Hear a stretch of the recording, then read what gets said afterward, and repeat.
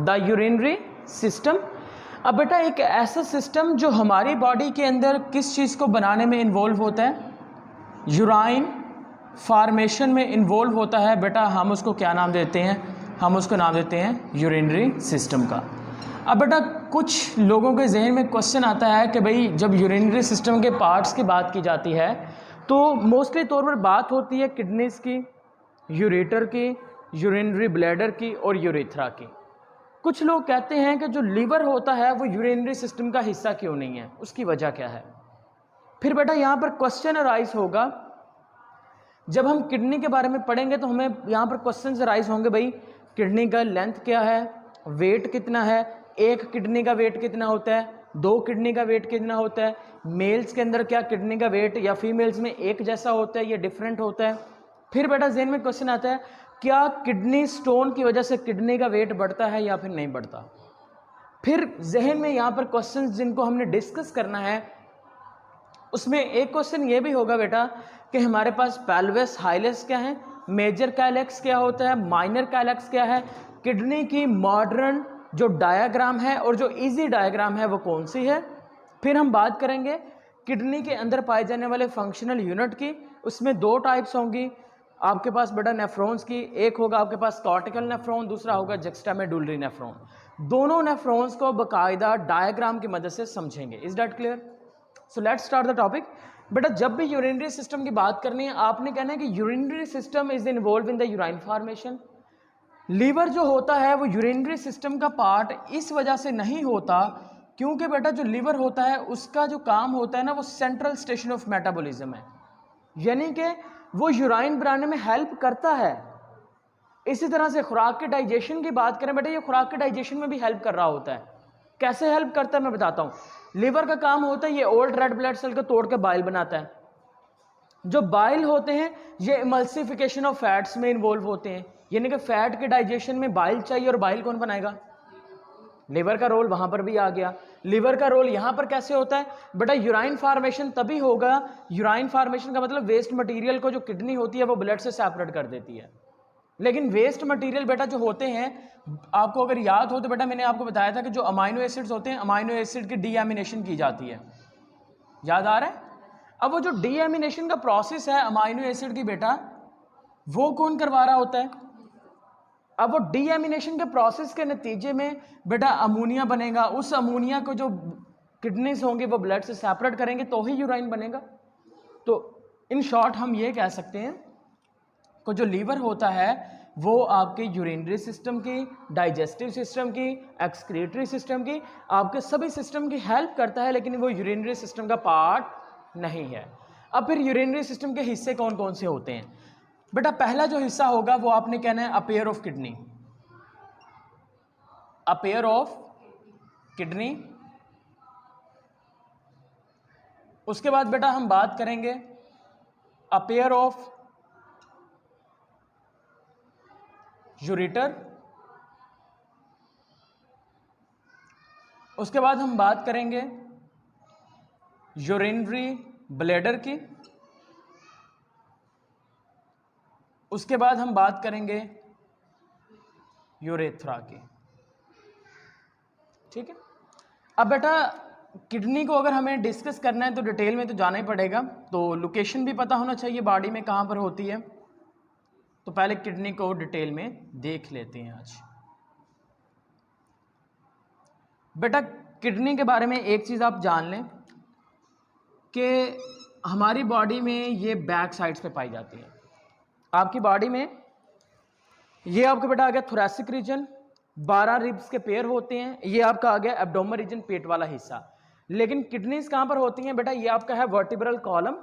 इस vertebral column में आखिरी वाली जो दो पसलियां होंगी उन पसलियों के पीछे वाली साइड पर, उन पसलियों के नीचे एब्डोमेन रीजन में यहां पर बेटा आपकी क्या पाई जाएंगी, किडनीज पाई जाती हैं।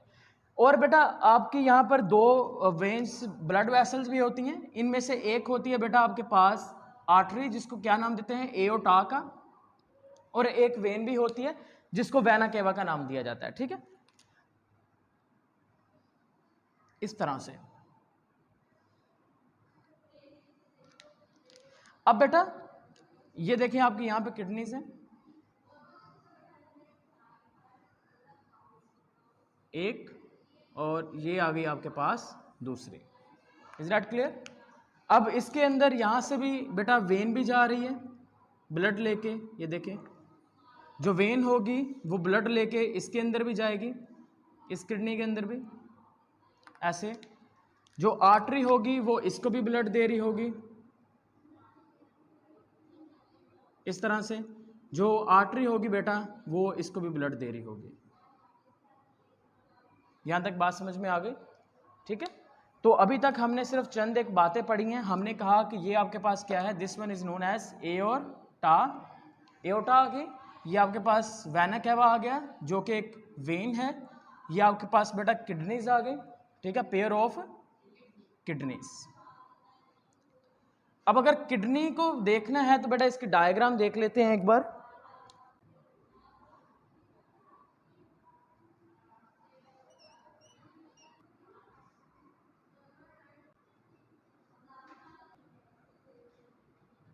ठीक है, अब इसको लेबल करने की बारी आ गई। सबसे बाहर वाली साइड पर किडनी के मौजूद होता है एक आउटर कवरिंग जो उसको प्रोटेक्ट कर रही होती है। That's name is a fibrous capsule. उसका नाम क्या होता है? Fibrous capsule. बेटा किडनी के अंदर वाली साइड पर बात करते हैं तो दो रीजन होते हैं। बाहर वाली साइड पे जो रीजन होगा that is known as the renal cortex, renal cortex. ये अंदर वाली साइड पे यहाँ पे जो रीजन है ये आपके पास बेटा कहलाएगा रेनल मेडुला, रेनल मेडुला। ये बेटा आपके पास जो मखरूती शेप से स्ट्रक्चर हैं इनको आप नाम दे देंगे रेनल पायरामिड्स का, रेनल पायरामिड्स का। ठीक है, उसके बाद बेटा ये जो बड़ा सा एरिया ना, ये जो खाली जगह है, इसको हम नाम दे देंगे मेजर काइलेक्स का। क्या नाम देंगे? मेजर काइलेक्स। और उसके बाद बेटा ये जो छोटा छोटा एरिया होगा इसको हम नाम दे देंगे माइनर काइलेक्स। क्या नाम दोगे? माइनर काइलेक्स का। उसके बाद बेटा ये जो रेनल पायरामिड्स हैं, रेनल पायरामिड्स में क्या होता है बेटा, यहाँ पर रेनल पायरामिड्स का जो फंक्शनल यूनिट है वो है नेफ्रॉन। नेफ्रॉन्स का जो एंड होता है वो कलेक्टिंग डक्ट्स पे होता है। ये जो लाइंस बनाई हैं ये असल में रिप्रेजेंट करती हैं कि बहुत सारी कलेक्टिंग डक्ट्स आपस में मिल रही हैं। जब कलेक्टिंग डक्ट्स आपस में मिलेंगी, उनके मिलने से जो डक्ट बनेगी उस डक्ट को बेटा आप नाम दे देंगे पैपिलरी डक्ट्स का। क्या नाम दे दोगे? पैपिलरी डक्ट्स का। तो बेसिकली ये आपके पास कौन सी डक्ट्स आ गई? Collecting ducts. कलेक्टिंग डक्ट्स से पैपिलरी डक्ट्स, पैपिलरी डक्ट से यूराइन जाएगा माइनर काइलेक्स में, माइनर काइलेक्स से मेजर काइलेक्स में, मेजर काइलेक्स के बाद बेटा यहाँ पर आपके पास आ जाएगा बेस ऑफ यूरेटर, जिसको क्या नाम देते हैं? Pelvis. Base of ureter is known as pelvis. Ureter क्या है? जहां से यूराइन बाहर की जानिब निकल रहा है किडनी से। और बेटा हाइलस क्या होता है? किडनी का जो अंदर वाला हिस्सा होता है, किडनी का वो हिस्सा जहां से ब्लड वेसल किडनी के अंदर एंटर हो रही होंगी, इस हिस्से को, यहां तक जो रीजन होगा उस पूरे हिस्से को क्या नाम दे देंगे? हाइलस का नाम दे देते हैं। अब बेटा जैसे ही एओर्टा की हम बात करते हैं तो एओर्टा का जो ब्लड होता है ना बेटा, ये हार्ट से लेके निकल रही होती है, हार्ट के लेफ्ट वेंट्रिकल से। जैसे ही एओर्टा हमारे थोरैसिक रीजन में आती है ये डिवाइड हो जाती है। एओर्टा के डिवाइड होने से बेटा एक आर्टरी बनती है, उस आर्टरी का नेम होता है रेनल आर्टरी। रेनल आर्टरी वाहिद आर्टरी होती है जिसकी मदद से जो ब्लड होता है बेटा वो कहाँ पर जाएगा? वो किडनी के अंदर चला जाता है। यानी कि एक बार जब बेटा हार्ट ब्लड को पंप करता है, उस एक बार पंपिंग के दौरान जो 20% ब्लड होता है, एक बार पंपिंग के दौरान कितने परसेंट? 20% जो ब्लड होता है वो रेनल आर्टरी के जरिए से कहां पर एंटर हो जाएगा? किडनी के अंदर। और फिर वो देखे रेनल आर्टरी मैंने बाकायदा बनाई हुई है कि वो डिवाइड होती जाएगी, वो ब्लड जाके देगी रेनल पायरामिड्स को। रेनल पायरामिड्स में होंगे फंक्शनल यूनिट ऑफ किडनी जिसका नाम क्या होगा?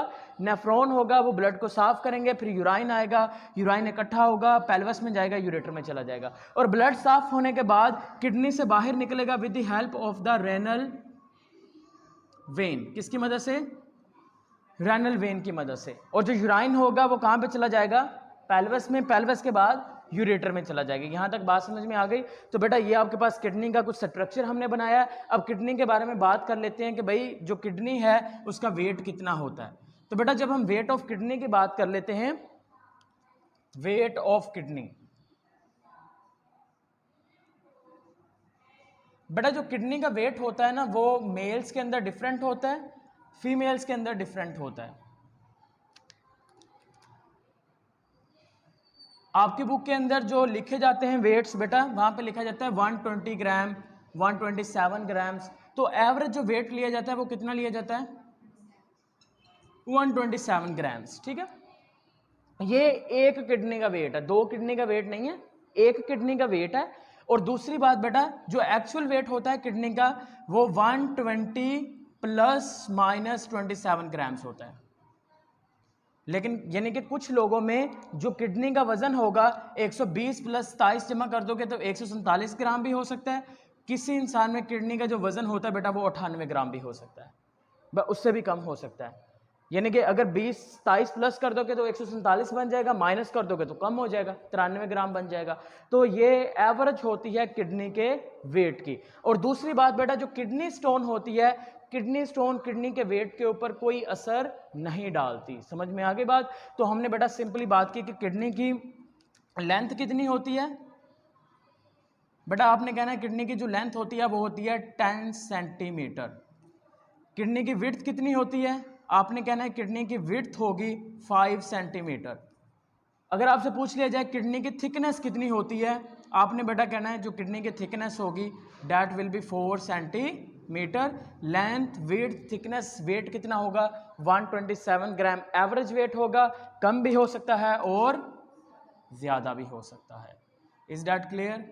और बेटा जो किडनी का वेट होता है वो हमारी बॉडी के वेट का सिर्फ 1% होता है।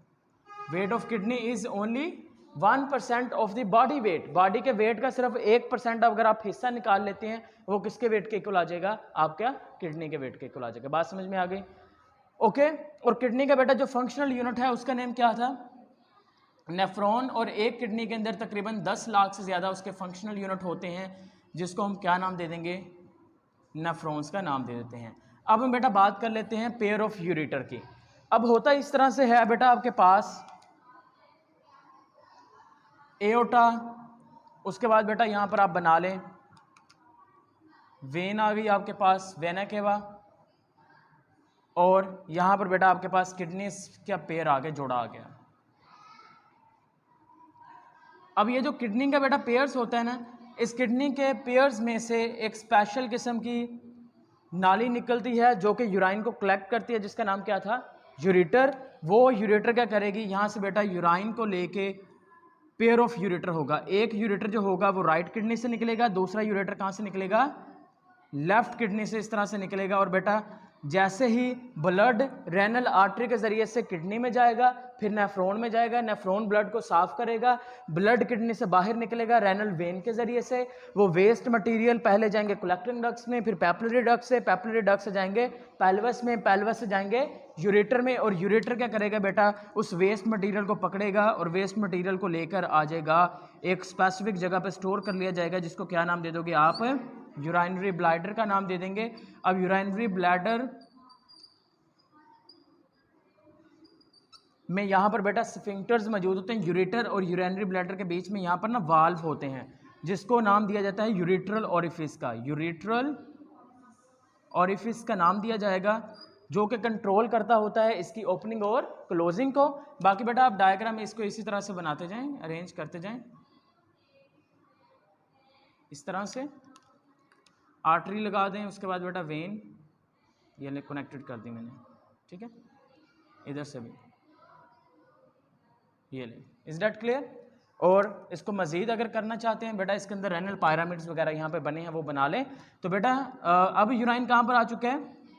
यूराइनरी ब्लैडर के अंदर। और यूराइनरी ब्लैडर से जो यूराइन होगा वो बॉडी से बाहर की जानिब ओपन हो जाएगा एक ओपनिंग के ज़रिए से, जिसको क्या नाम दे देंगे? यूरेथ्रा का नाम दे देंगे। और बेटा यहाँ पर भी स्फिंक्टर्स पाए जाएंगे जो यूराइन की मूवमेंट को कंट्रोल करने में इन्वॉल्व होते हैं। That is the urinary system of the human. अगर यहाँ से बेटा आपका कोई क्वेश्चन है तो जल्दी से पूछ लो।